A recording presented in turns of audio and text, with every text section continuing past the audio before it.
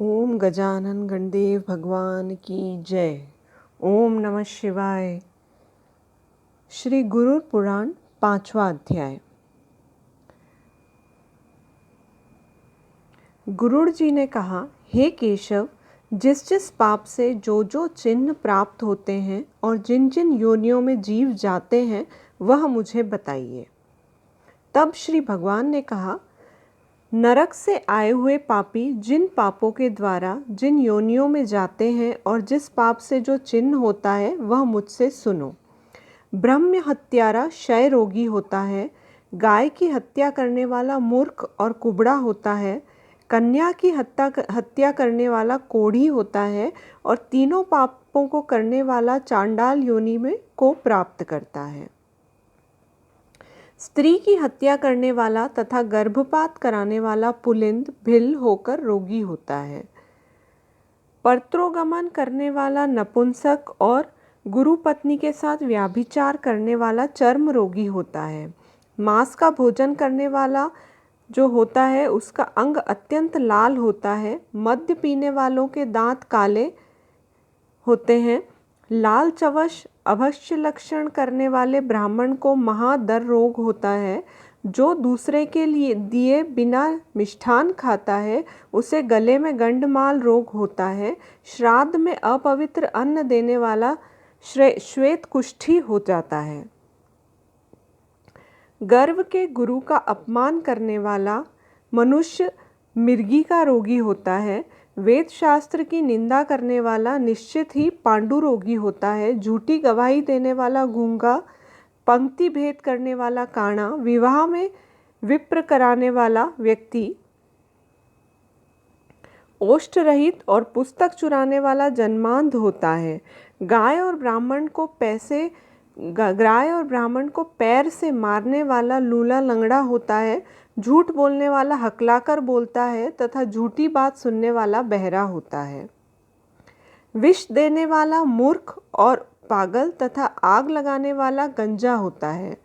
पल बेचने वाला अर्थात मांस बेचने वाला अभागा और दूसरे को मांस खाने वाला रोगी होता है। रत्नों का अपहरण करने वाला हीन जाति में उत्पन्न होता है। सोना चुराने वाला नखरोगी और अन्य धातुओं को चुराने वाला निर्धन होता है। अन्न चुराने वाला चूहा और धान चुराने वाला शलभ टिड्डी होता है। जल की चोरी करने वाला चालक और विष का व्यवहार करने वाला वृश्चिक बिच्छू होता है। शाकपात चुराने वाला मयूर होता है। शुभ गंध वाली वस्तुओं को चुराने वाला छछूंदरी होता है। मधु चुराने वाला डांस, मांस चुराने वाला गांध और नमक चुराने वाला चींटी होता है। तांबुल, फल तथा पुष्प आदि की चोरी करने वाला वन में बंदर होता है। जूता, घास तथा कपास को चुराने वाला भेड़ियों की योनि में उत्पन्न होता है। जो रौद्र कर्मों अर्थात क्रूर कर्मों को करता है वह आजीविका चलाता है। वह मार्ग में यात्रियों को लूटता है और जो आखेट का व्यसन रखने वाला है वह कसाई के घर बकरा होता है। विष पीकर मरने वाला पर्वत पर कालनाग होता है। जिसका स्वभाव अमर्दित है वह निर्जन वन में हाथी होता है। बलिष्ठ देव न करने वाले तथा सब कुछ खा लेने वाले द्विज, ब्राह्मण, क्षत्रिय, वैश्य और बिना परीक्षण किए भोजन कर लेने वाले व्यक्ति निर्जन वन में व्याघ्र होते हैं।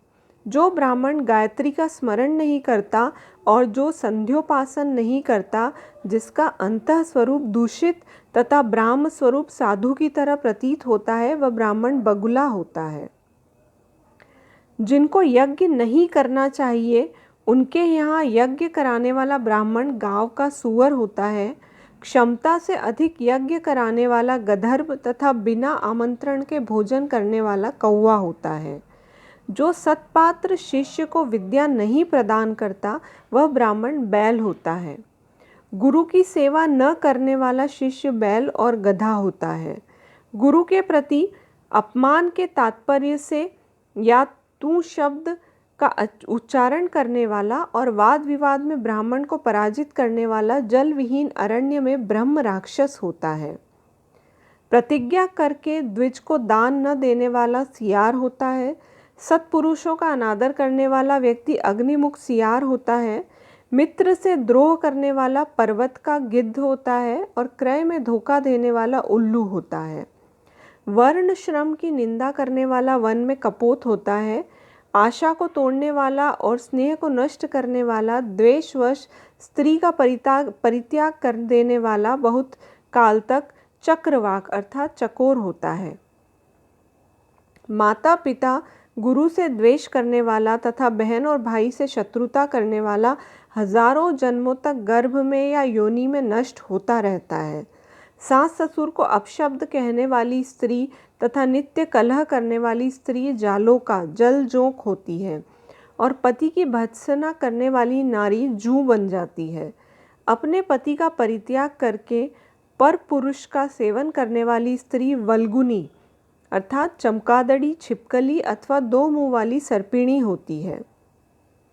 सगोत्र की स्त्री के साथ संबंध बनाकर अपने गोत्र का विनाश करने वाले तरक्ष अर्थात लकड़बग्घे और शल्लक शाही होकर रीछ योनि में जन्म लेते हैं। तापसी के साथ व्याभिचार करने वाला कामी पुरुष मरु प्रदेश में पिशाच होता है और अप्राप्त यौवन से संबंध करने वाला वन में अजगर होता है। गुरु पत्नी के साथ गमन की इच्छा रखने वाला मनुष्य कुकालस गिरगिट होता है और राजपत्नी के साथ गमन करने वाला ऊंट तथा मित्र की पत्नी के साथ गमन करने वाला गधा होता है। गुदागमन करने वाला विष्ठाभोगी सुअर तथा शूद्रगामी बैल होता है।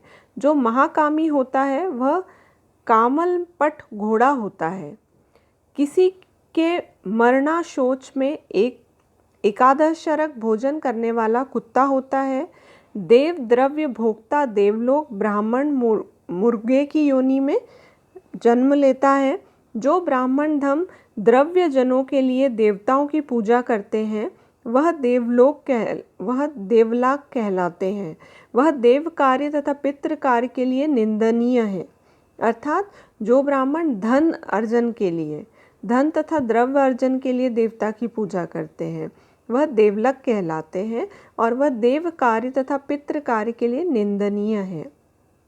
महापातक से प्राप्त अत्यंत घोर एवं दारुण नरकों को भोग प्राप्त करके महापात की अर्थात उस व्यक्ति के कर्म का क्षय होने पर पुनः उसे इसी लोक में जन्म लेना होता है। ब्रह्म हत्यारा गधा, ऊंट और महिषी की योनि प्राप्त करता है तथा सुरापान करने वाले भेड़िए, कुत्ते और सियार की योनि में जाते हैं। स्वर्ण चुराने वाले कृमि, कीट तथा पतंग की योनि प्राप्त करते हैं और गुरु पत्नी के साथ गमन करने वाले क्रमशः तृण, गुल्म तथा लता होते हैं। पर स्त्री का हरण करने वाले, धरोहर का हरण करने वाले तथा ब्राह्मण के धन का अपहरण करने वाले ब्रह्म राक्षस होते हैं।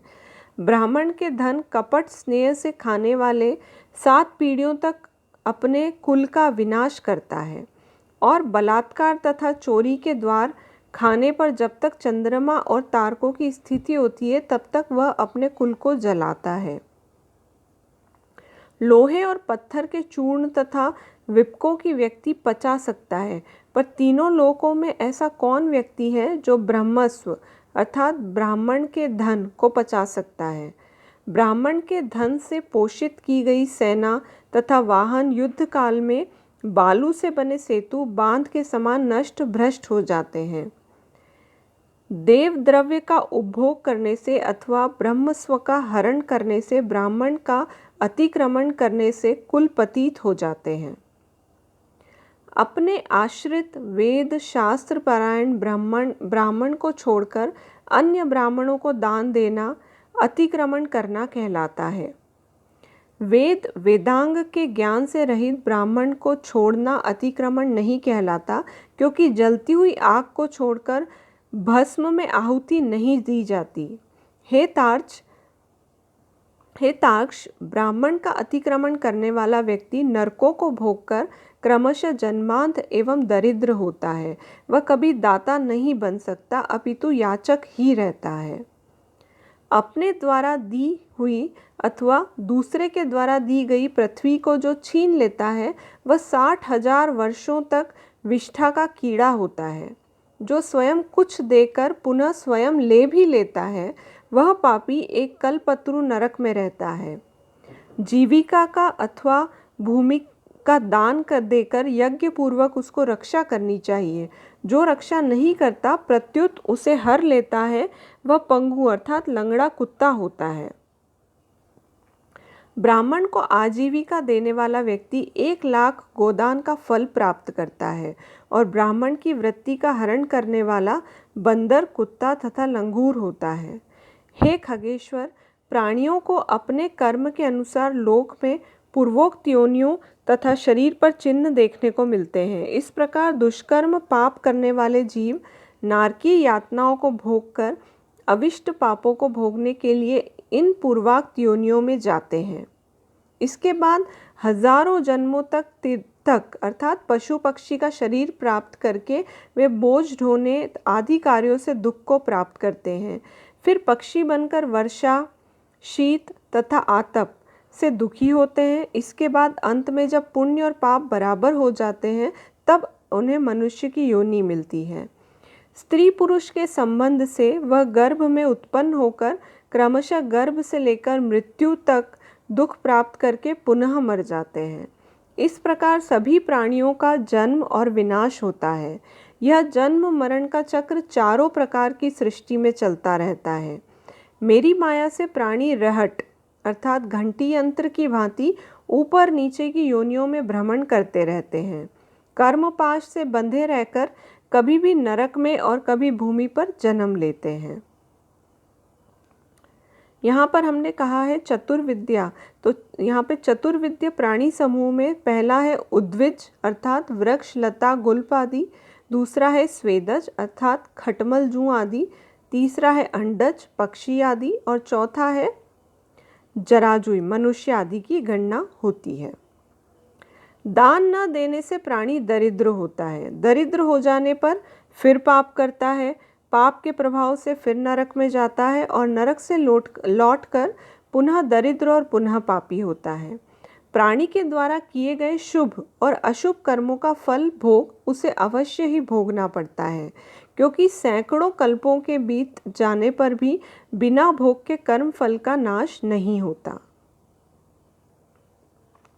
इस प्रकार गुरुर पुराण के अंतर्गत सोराधर में पाप चाहिन निरूपण नाम का 5वां अध्याय पूरा हुआ। ओम नमः शिवाय। ओम नमः शिवाय।